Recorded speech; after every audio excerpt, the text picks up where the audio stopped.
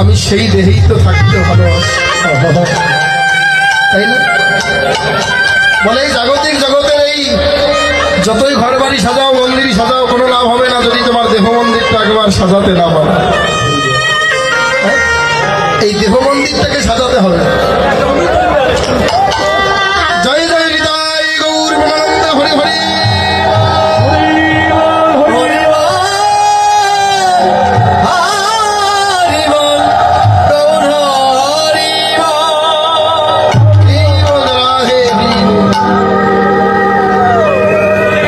আমাদের মাঝে হতভাগ্যের অতিথি এসেছেন। হ্যাঁ, আমাদের ওই কমিটির পক্ষ থেকে তাকে ফুলের মালা দিয়ে বরণ করে নিচ্ছে।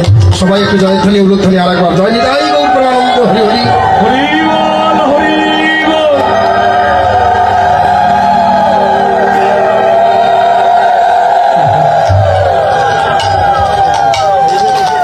এই বৈষ্ণবের সঙ্গ আজকের এই সদগুরু বৈষ্ণবের বাজার, তাই না? তো যাই হোক, আমরা আজকে সবাই সমবেত হয়েছি, একত্রিত হতে পেরেছি, সাধুসঙ্গ করছি। এতে আমাদের লাভটা কি আছে? কি লাভ? এই যে বসে কীর্তন শুনছি, কোনো না কোনো কিছু পাওয়ার আশায় তো এসে বসে আছি। পাবোটা কি? এই যে দুমোটো খিচুড়ি পেট ভরে খেয়ে বাড়ি যাবো? চরণ ধরে নিতেছে। দেখুন, বৈষ্ণবের সঙ্গে এসে আজকে আমরা ভগবানের নাম করে নয়নের জলে ভাসি, ভক্তের চরণের ধুলি অঙ্গে মাখি। কত কোটিপতি, লাখপতি, শিল্পপতি পর্যন্ত এসে এই চরণ ধুলো মাখে। কেন? কি আছে এই ধুলির মাঝে? বলছে যদি কিছু না থাকতো, ক্রমান্বয়ে যেটা দেখে এসেছি, আমার বাবারা যেটা করেছে, আমার ঠাকুরদাদারা যেটা করেছে, আমরাও আজকে সেটাই করে যাচ্ছি নাকি?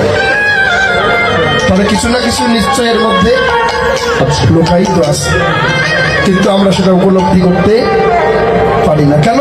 সেই বিশ্বাসটুকু আমার অন্তরে এখনো জন্ম নেয়নি। বলছে বিশ্বাসে মিলায় বস্তু, তর্কে বহুদূর। যে তর্ক করে ধর্ম নিয়ে, আচ্ছা বলুন তো, এটা বলার শেষ আছে? শেখার শেষ আছে?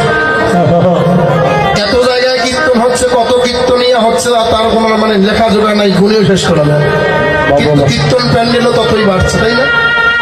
কি তারপরও কি এই কৃষ্ণ কথা, গৌর কথা কোনোদিন শেষ দেখেছেন না? কোনোদিন শেষ